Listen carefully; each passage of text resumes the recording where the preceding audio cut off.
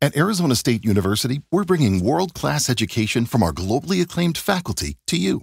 Ranked #1 in innovation for 10 consecutive years and #2 among public universities for employability, ASU isn't just ahead of the curve, it's creating new paths to success. Earn your degree from the nation's most innovative university. Online, that's a degree better. Explore more than 300 undergraduate, graduate, and certificate programs at asuonline.asu.edu. Bienvenidos al podcast de Ilustres Anónimos.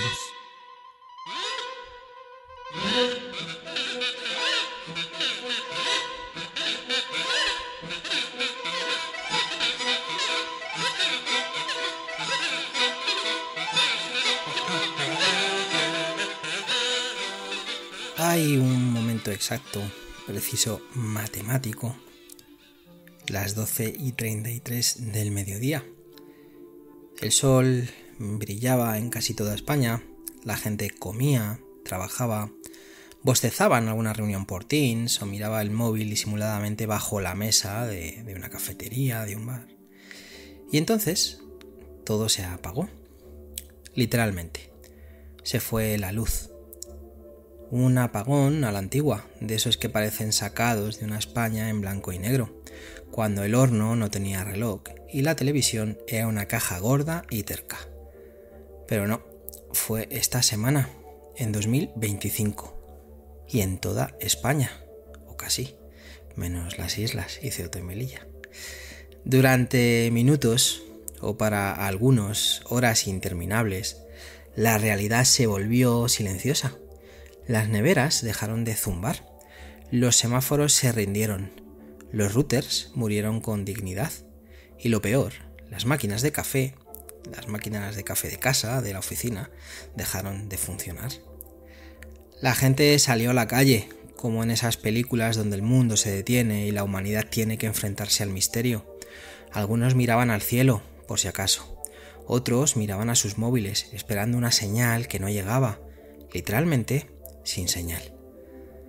El apagón fue desigual. En algunos sitios volvió en 6 horas, en otros en 10. Y hubo lugares donde la oscuridad se instaló como huésped molesto, sin intención de irse. Pero esto no es nuevo. No es la primera vez que una ciudad, una nación o el planeta entero se queda sin luz. A veces por culpa de la naturaleza, otras por errores humanos y otras por pura estupidez colectiva. Porque a lo largo de la historia ha habido momentos en los que el mundo se detuvo, en los que todo ardió, se derrumbó, explotó o simplemente se disolvió entre la niebla. Hoy, en Ilustres Anónimos, vamos a viajar por esos instantes en los que la historia dijo ¿y si probamos con el caos? Desde incendios imposibles a catástrofes económicas, desde nieblas asesinas a errores nucleares, desde vacas incendiarias hasta ciudades engullidas por el mar. Porque a veces, solo a veces, hace falta que se apague todo, para darnos cuenta de lo mucho que dependemos de lo invisible. Bienvenidos al episodio de hoy, al episodio Cuando todo se apaga. Espero que haya sido una semana más o menos tranquila a pesar de lo que ha pasado, que estéis todos muy bien. Yo sé que mis amigos de fuera de vez en cuando también tienen sus apagones, pero bueno, esto en España casi que era novedad. Así que hoy vamos a hablar de cuando todo se apaga, de la historia de las grandes catástrofes a lo largo de la historia. Y dicho esto, y esperando que estéis perfectamente, vamos a pasar al contenido. Así que empecemos.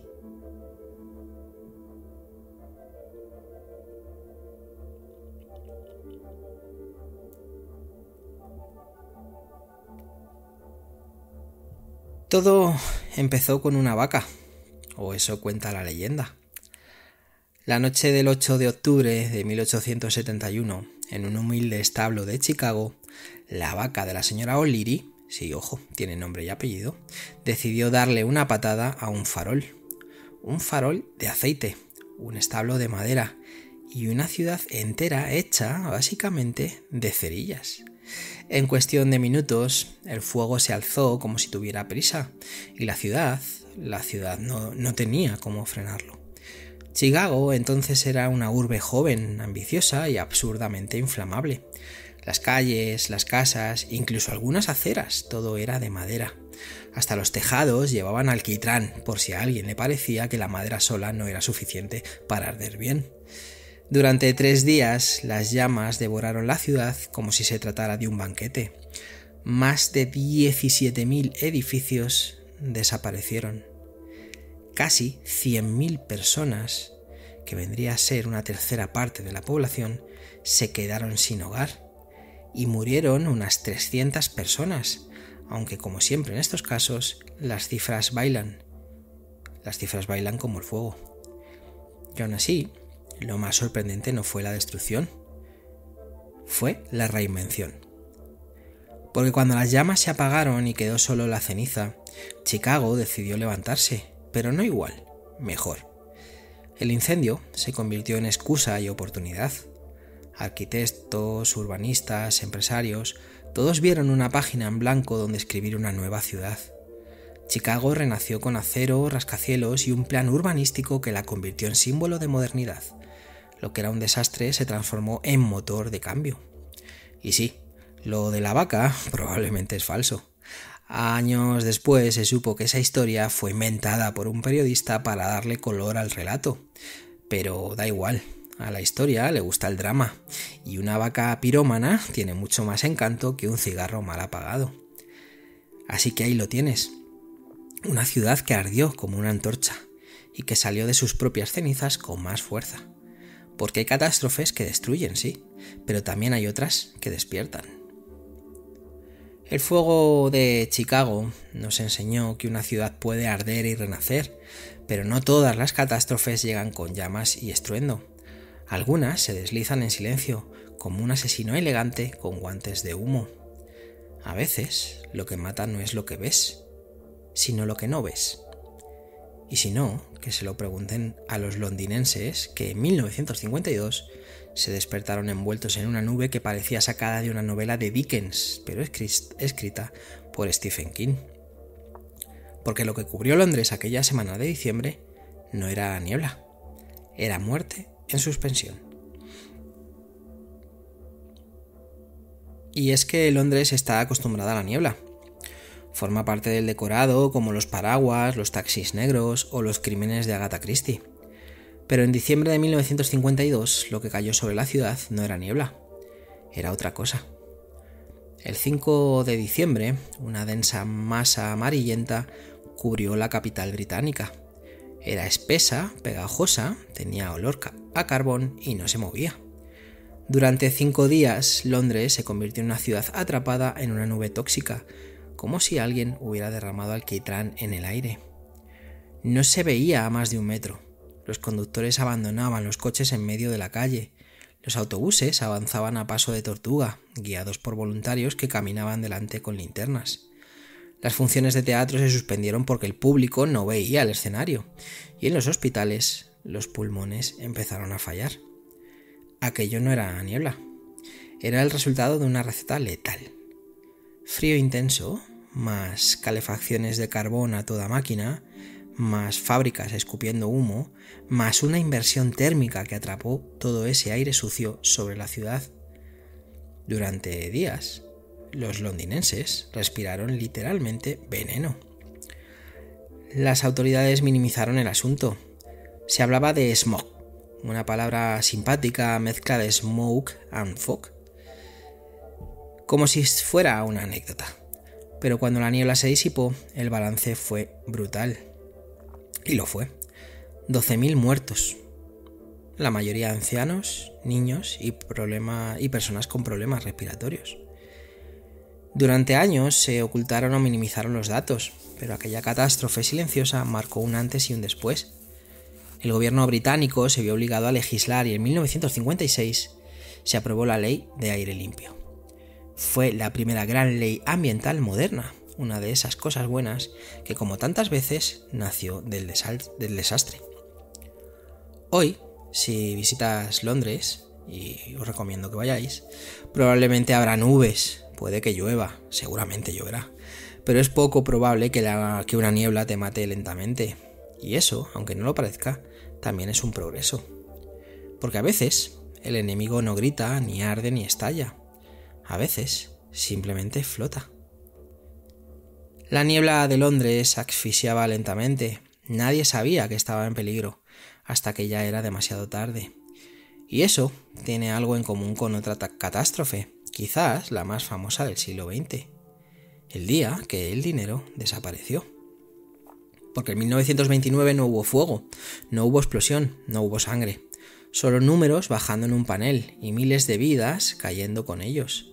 Un colapso en cámara lenta, donde el pánico fue más contagioso que cualquier virus. Una pandemia de miedo que empezó en Wall Street y se propagó al mundo entero. Es el 24 de octubre de 1929. Un jueves cualquiera. La bolsa de Nueva York amanece nerviosa. Los pasillos de Wall Street empiezan a llenarse de rumores, miradas, llamadas telefónicas que suenan como disparos lejanos. Y de pronto, sin previo aviso, empieza la caída. En cuestión de horas, el mercado bursátil se hunde. Las acciones pierden valor a una velocidad que nadie comprende. Se venden a cualquier precio. Y cuando digo a cualquier precio me refiero a centavos. La gente entra en pánico. Los corredores gritan, las oficinas de inversión parecen trincheras y lo peor es que esto no se detiene ese día. El jueves solo fue el principio. El martes siguiente, conocido como Martes Negro, ya no es una crisis, es una masacre financiera. Se evaporaron, ojo aquí, estamos hablando de 1929, se evaporaron 30.000 millones de dólares en apenas una semana. Para que te hagas una idea, era más del doble del presupuesto federal de Estados Unidos. Gente rica, empresas, bancos, todo se desmoronó. Y como siempre, quien pagó el precio más alto, como siempre, fue la clase media y la baja, y los que ya estaban al límite. ¿Y qué pasó después? Pues lo de siempre.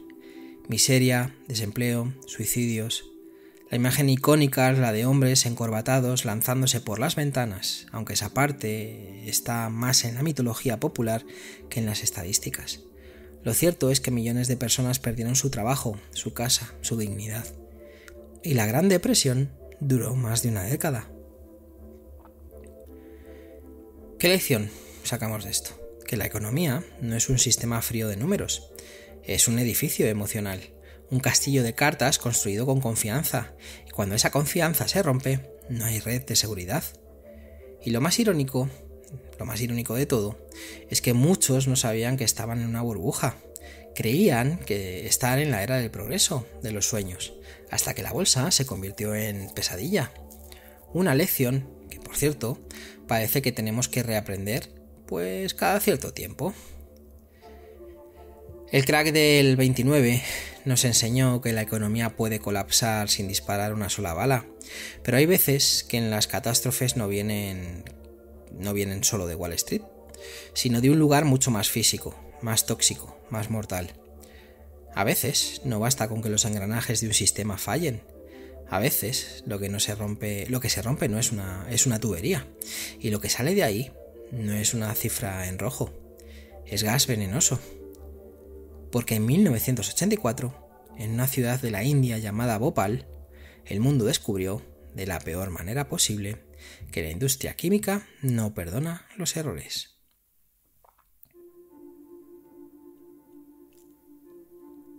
La noche del 2 al 3 de diciembre de 1984, los habitantes de Bhopal dormían. Era una noche tranquila, de esas que huelen a tierra húmeda y vida cotidiana.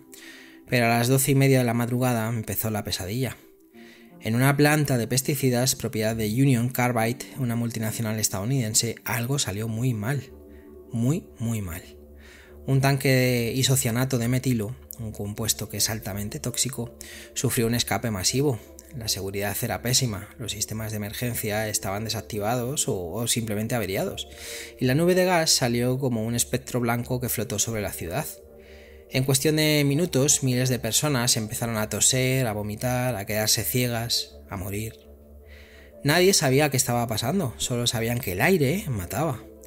La nube tóxica afectó a más de medio millón de personas. 15.000 murieron directamente, aunque algunas estimaciones doblan esa cifra. Decenas de miles quedaron con secuelas permanentes, problemas respiratorios, ceguera, malformaciones congénitas y lo peor, nadie pagó realmente por ello. La empresa alegó un error humano. Los directivos estadounidenses nunca fueron juzgados en la India. Se pagaron indemnizaciones ridículas. La empresa y la fábrica realmente quedó abandonada y todavía hoy, décadas después, sigue habiendo contaminación en la zona. Bhopal no fue un accidente, fue una negligencia global, un crimen industrial envuelto en burocracia, política y desinterés. Y como muchas catástrofes, afectó sobre todo a los que no podían defenderse o a los que menos lo podían hacer. A los que vivían cerca de la fábrica porque no tenían donde más vivir. A los que ni siquiera sabían pronunciar isocianato de metilo, pero lo respiraron hasta morir. Bueno, hasta ahora hemos hablado de errores humanos, descuidos industriales, mercados que se desploman y vacas que patean faroles. Pero hay catástrofes que no dependen de nosotros, que no se pueden evitar, ni predecir, ni culpar a nadie más que a la tierra misma. Cuando la naturaleza se impacienta, no pide permiso, no llama antes de entrar, solo sacude, arrastra, sepulta. Y si hay una fecha que marcó ese temblor literal y metafísico, fue el 1 de noviembre de 1755, Día de Todos los Santos. Lisboa estaba llena de fieles, incienso y rezos. Y entonces el suelo se abrió. Eran las 9:30 de la mañana. Lisboa, capital de un imperio, despertaba con solemnidad. Era fiesta religiosa. Las iglesias estaban llenas, las velas encendidas, y entonces empezó a temblar. Un terremoto brutal de entre 8,5 y 9 en la escala de Richter, aunque en aquella época todavía no existía, sacudió la ciudad durante varios minutos. Los edificios colapsaron, las casas se vinieron abajo como si fueran de papel, miles murieron aplastados. Los que sobrevivieron al temblor huyeron al puerto, buscando espacio abierto. Allí vieron cómo el agua se retiraba, dejando el lecho del río al descubierto. Algunos, ingenuos, se acercaron. Y entonces llegó el tsunami. Una ola de más de 15 metros arrasó la costa. Barcos enteros fueron lanzados contra las calles. Los que aún resistían murieron quemados, porque las velas de las iglesias, caídas entre los escombros, iniciaron incendios que duraron días. En total, se calcula que murieron más de 50.000 personas solo en Lisboa. Pero el impacto no fue solo físico, fue filosófico. Europa entera tembló con Lisboa, no solo por compasión, sino por desconcierto. ¿Cómo podía Dios permitir esto? Justo el día de Todos los Santos, justo en las iglesias, justo entre los más devotos. Voltaire escribió su famoso Cándido como respuesta a esa tragedia. Se burlaba de la idea de que todo sucede para bien. Para él, Lisboa mostraba que el mundo no tiene sentido, que el mal no siempre tiene lógica y que la fe por sí sola no salva a nadie de un terremoto. Y sin embargo, de nuevo, la ciudad se levantó. El marqués de Pombal, primer ministro, tomó el control, organizó rescates, creó normas antisísmicas y prohibió preguntas teológicas. Ahora no es momento de filosofar, es momento de enterrar a los muertos y alimentar a los vivos. Un terremoto destruyó Lisboa, pero también sacudió la mente de Europa y plantó la semilla del pensamiento ilustrado. El terremoto de Lisboa fue un aviso brutal de lo poco que controlamos, pero en el siglo XXI, con satélites, radares y tecnología que promete vigilar todo, ¿no? Hasta el sueño, parecía que ya habíamos aprendido a protegernos. Pero ojo, spoiler, no. La Tierra aún guarda sorpresas. Y el mar nunca olvida. Porque en 2004 la naturaleza volvió a levantar la voz, y esta vez no fue en Europa, fue en el corazón del Océano Índico. Era el 26 de diciembre de 2004, el día después de Navidad. En Tailandia, Indonesia, Sri Lanka, la India, miles de personas disfrutaban de la playa. Turistas europeos desayunando frente al mar, niños jugando con cubos de arena, pescadores preparando la faena. Y entonces, la tierra tembló. Un terremoto de 9,1 en la escala de Richter, uno de los más fuertes jamás registrados, sacudió el fondo marino frente a la costa de Sumatra. Y con él nació una ola sin prisa, sin ruido, pero con una misión clara: arrasar todo a su paso. El tsunami tardó minutos en llegar a las costas cercanas, pero no venía solo. Era una cadena de olas gigantes, algunas de más de 30 metros de altura, que avanzaban con fuerza imparable. Entraron tierra adentro como cuchillos de agua, casas arrasadas, hoteles reducidos a escombros, carreteras borradas y personas desaparecidas en segundo. El resultado fue apocalíptico: más de 230.000 muertos en 14 países, millones de desplazados, ciudades costeras desaparecidas, niños separados de sus familias, cuerpos sin nombre y un mar que durante días devolvía cadáveres como si no supiera qué hacer con ellos. Fue una catástrofe global, no solo por su magnitud, sino porque muchos de los afectados eran turistas occidentales. Por primera vez, millones de europeos y americanos se vieron conectados de forma trágica con el sufrimiento de pueblos enteros del sudeste asiático. Y la respuesta internacional fue masiva. Llegaron donaciones, voluntarios, reconstrucción, pero el dolor quedó, y el mar sigue ahí, mudo, azul, inmenso, como si nada hubiera pasado. El tsunami del Índico no solo nos recordó lo frágil que es la vida frente a la naturaleza, nos recordó que la tragedia no respeta ni calendarios, ni idiomas, ni pasaportes, solo llega y arrasa. Si el tsunami del Índico arrasó en cuestión de minutos, la siguiente tragedia que vamos a visitar es un caso único, no solo por su violencia, sino porque quedó detenida en el tiempo. Una erupción que no solo sepultó a una ciudad, sino que la conservó. Una tragedia congelada en ceniza, un grito petrificado, porque el Vesubio no solo destruyó Pompeya, la inmortalizó. Año 79 después de Cristo.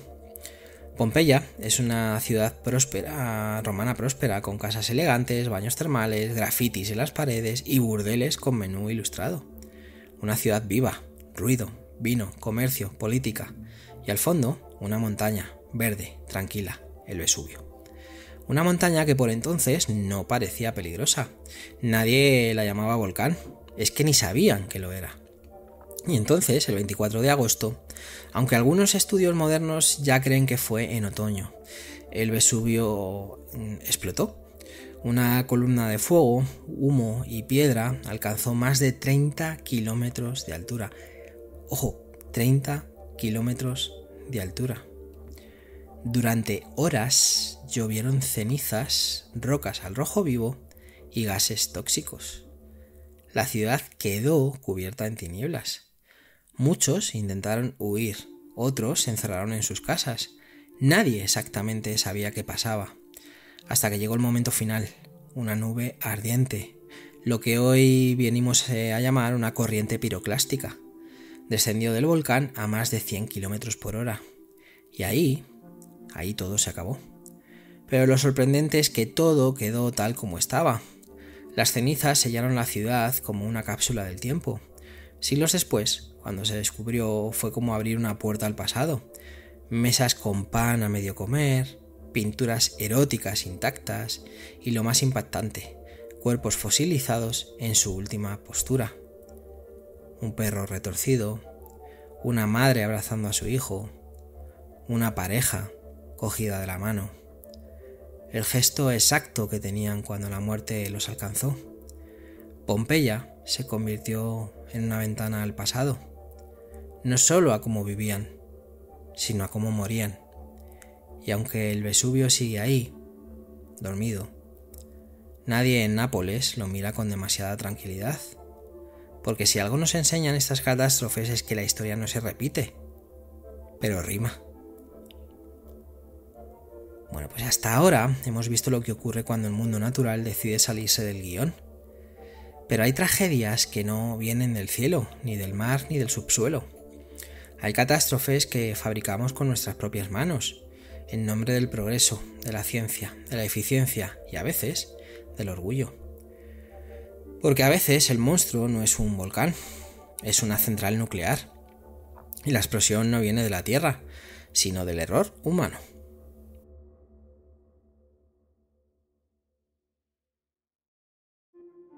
Es la 1:23 de la madrugada del 26 de abril de 1986. En la central nuclear de Chernóbil, en la antigua Unión Soviética, se realiza una prueba de seguridad en el reactor número 4.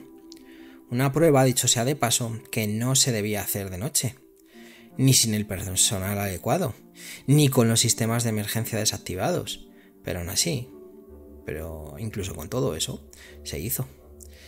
Y lo que siguió fue el mayor accidente nuclear civil de la historia. El reactor explotó, literalmente.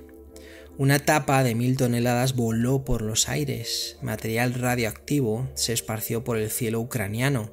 Llegó a Bielorrusia, Polonia, Suecia. El núcleo se fundió. Y lo peor, nadie lo supo al instante. Los primeros en llegar fueron bomberos, sin traje, sin saber que estaban entrando en una zona letal. Muchos murieron en días, otros se enfermaron lentamente. La ciudad de Pripyat, apenas a 3 kilómetros, no fue evacuada hasta 36 horas después. Se estima que entre 4.000 y 90.000 personas murieron directa o indirectamente por el accidente dependiendo de la fuente. El número real es un misterio, como casi todo lo que ocurrió allí. Chernóbil no solo fue un fallo técnico, fue una crisis de confianza. El sistema soviético intentó ocultar, minimizar, controlar, pero no se puede esconder la radiactividad, no se puede censurar el viento. Y lo que quedó fue una zona fantasma, una ciudad congelada en 1986, una señal de advertencia que brilla en verde, incluso cuando no hay luz. Chernóbil es el recordatorio de que a veces no hay que temer a la naturaleza, hay que temer a la arrogancia humana. Bueno, pues en Chernóbil lo invisible mataba en silencio, pero hay veces en que el desastre no viene con radiación y explosiones, solo se apaga. Y al principio parece algo menor, un fallo eléctrico, un corte de luz, un problema técnico, pero entonces empiezas a oír gritos, ruidos de cristales rotos, alarmas que no suenan porque no tienen energía, y entiendes que lo que falla no es solo la electricidad, es el pacto social. Porque cuando se apagan las luces de una ciudad como Nueva York, algo más se apaga con ellas.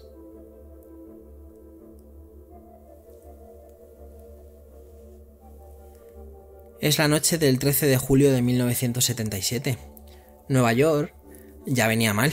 Crisis económica, desempleo, corrupción, miedo. Y de repente, a las 9:34 de la noche, la ciudad se queda sin luz. Un rayo había golpeado una subestación eléctrica. El sistema, saturado, no resistió y en cuestión de segundos los 5 distritos se apagan. Silencio, oscuridad, calor pegajoso y entonces caos.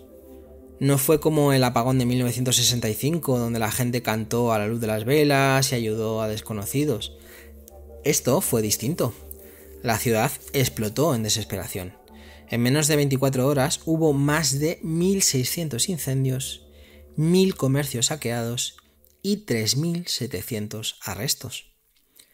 Tiendas de electrodomésticos, zapaterías, supermercados, todo arrasado. Gente salía con televisores que no podía ver porque no había luz realmente, con ropa que no necesitaba porque era puro impulso. Era rabia contenida, una protesta muda que aprovechó la oscuridad para hacerse visible. Y también hubo quien aprovechó la noche para ayudar, para proteger su barrio, para iluminar con linternas lo que el sistema no pudo sostener. Cuando la luz volvió 25 horas después, La ciudad ya no era la misma, no por los daños materiales, ojo, sino por lo que había mostrado, que bajo la superficie brillante de Nueva York había una herida abierta y que basta un apagón para que salga sangre. Desde entonces, cada corte de luz en una gran ciudad lleva a una pregunta en el aire, ¿no? ¿Y si vuelve a pasar? ¿Volveremos a saquear? ¿A ayudarnos? ¿A mirar al cielo buscando una explicación? ¿O simplemente volveremos a mirar el móvil y decir qué pasa con el wifi? Bueno, el apagón de Nueva York nos mostró lo que puede pasar cuando falla lo que ya tenemos. Pero ¿qué ocurre cuando falla lo que viene? Cuando un símbolo del futuro, del progreso, de la ingeniería más ambiciosa explota ante los ojos del mundo. Porque en 1937 el cielo se partió en dos. Y lo que cayó desde las nubes fue algo más que un dirigible. Fue la promesa rota de una era.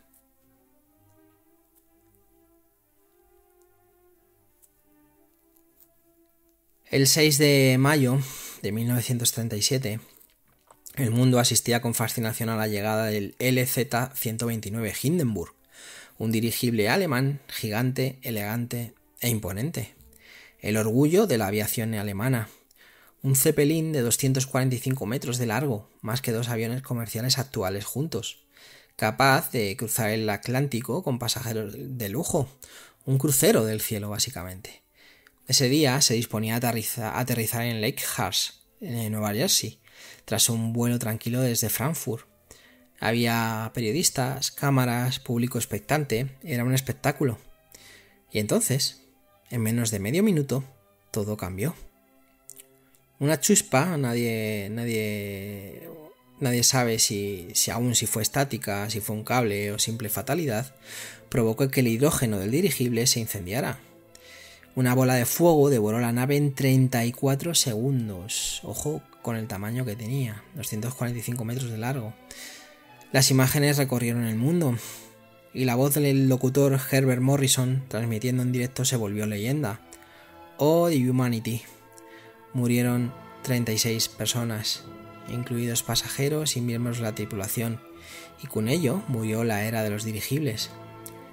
El Hindenburg no solo ardió, se convirtió en símbolo del fin de una ilusión, la de volar con elegancia, flotando como un cisne de metal por los cielos.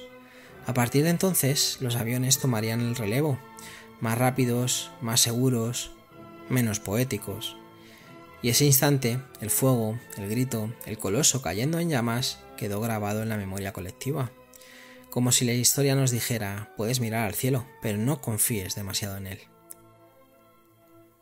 Bueno, pues estos son los grandes desastres que he traído, acabando con este dirigible, el Hindenburg, ¿no? Que tan famoso es y que todos seguramente que tenéis en la imagen del incendio en la cabeza, ¿no? Ya prácticamente llegando al suelo, ya prácticamente, aterrizando y de repente cubierto en llamas, ¿no? Y ardiendo, de la A a la Z, ¿no? No dejando nada intacto. Bueno, pues estos han sido los grandes desastres que he traído hoy. Evidentemente el humano aprende poco, ¿no? Aprende poco. Hemos traído de todo tipo, provocados, sin provocar, naturales, no naturales. Pero bueno, al final es un poco lo que viene siendo, ¿no? Aprovechando lo que ha pasado, ¿no? en España, ¿no? El caos y ese apocalipsis, la gente volviendo a andar a casa por las carreteras, ¿no? Como si fueran zombies, lo más parecido a una serie de televisión, ¿no? El apocalipsis, ¿no? Y demás. Bueno, y es que a veces la historia avanza a trompicones. No a través de inventos ni ideas brillantes, sino a través o a golpe de fuego, gas, niebla o silencio. Un día todo está bien y al siguiente todo se apaga. Y lo que queda es una ciudad ardiendo, un mar que no perdona, un sistema financiero que colapsa como un castillo de naipes, un botón mal apretado en una central nuclear. Una vaca, una chispa, un fallo eléctrico, una nube tóxica. Porque si algo hemos aprendido hoy, es que las catástrofes no avisan y que no siempre llegan con truenos y tambores. A veces, simplemente, se cuelan por una rendija. Pero también hemos visto algo más. Que de cada desastre alguien reconstruyó. Alguien encendió una vela, levantó una ciudad, escribió una ley, diseñó algo mejor. Y otros, los menos, aprendieron. En el apagón de esta semana en España no hubo incendios, ni saqueos, ni explosiones. Solo ese silencio moderno que tanto nos aterra. Sin internet, sin nevera, sin streaming, sin saber qué hacer con las manos. Pero quizás también sirvió para algo. Para hablar con el vecino, para mirar por la ventana, para recordar que en un mundo hiperconectado la oscuridad sigue siendo posible. Y eso, aunque incómodo, es útil, porque nos recuerda que la historia no es una línea recta, es una colección de sobresaltos. Y nosotros somos los que encendemos la linterna después. Así que esto ha sido todo. Hoy va a ser corto. Y bueno, es al final la suerte, ¿no?, que hemos tenido, ¿no? Que no ha habido saqueos, que no ha habido incendios, que no ha habido algún fallecimiento sí que ha tenido que suceder, ¿no? Por sistemas de respiración que son autónomos pero que las baterías no duran tanto, pues una serie de inconvenientes, ¿no?, y de situaciones que han podido provocar algún fallecimiento, ¿no? Pero bueno, nunca es fácil. Ha habido un poco de todo. Ha habido quien se ha reído, ¿no?, de los españoles por cómo han reaccionado. No es fácil. Yo tuve que ir a la ciudad en la moto. No había otra forma de llegar para poder recoger a una persona y eso era un caos. No había cobertura, no había señal, la Policía Nacional estaba por todos lados, con lo cual ya casi que asusta más que otra cosa, ¿no? Pero bueno, al final tenemos que dar las gracias porque no sucedió nada peor, ¿no? Porque todo más o menos se acabó resolviendo más o menos de una forma adecuada, ¿no?, con el pasar de las horas. Pero bueno, lo comento, ¿no? Es decir, hubo quien se mofó, ¿no?, de nosotros, evidentemente en un país donde esto nunca pasa. La primera vez que pasa pues es la más llamativa, ¿no? Yo tengo la edad que tengo y en 40 años yo nunca había vivido esto, ¿no? Un apagón en todo un país, ¿no?, como pasó el lunes pasado. ¿Fue el lunes? Creo que sí. Pero bueno, es lo que nos ha tocado y de todo esto aprendemos todos. Así que nada, muchas gracias por acompañarme hoy. Muchas gracias por escuchar Ilustres Anónimos. Que me deis un like, que es gratis, de verdad que es gratis. Dadme un like, seguidme, que si no os perdéis los episodios, que los algoritmos funcionan como funcionan. Y nada, lo que digo siempre, que espero que tengáis una buena semana, que nos vemos o nos escuchamos en el próximo episodio o en el próximo apagón, quién sabe. Y que nos escuchamos la semana que viene, si Dios quiere, y si no, ya veremos. Hasta pronto.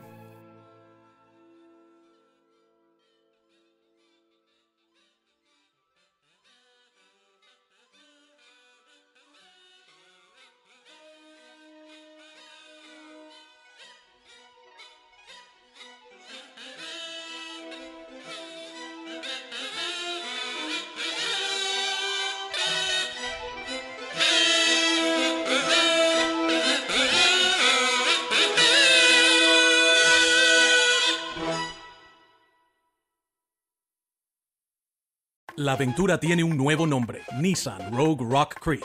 Con la Rogue Rock Creek estarás listo para conquistar el camino que venga. Si es una ruta rocosa, tienes llantas todoterreno. Ante una gran bajada, control para descenso inclinado y su parrilla tubular para techo, lista para lo que necesites. Cuando la vida te ofrece aventura, tú tienes la Nissan Rogue Rock Creek. La capacidad de carga está limitada por el peso y la distribución. Siempre asegure la carga. Cargar el vehículo con mucho peso, especialmente en el techo, afectará el manejo y la estabilidad del vehículo.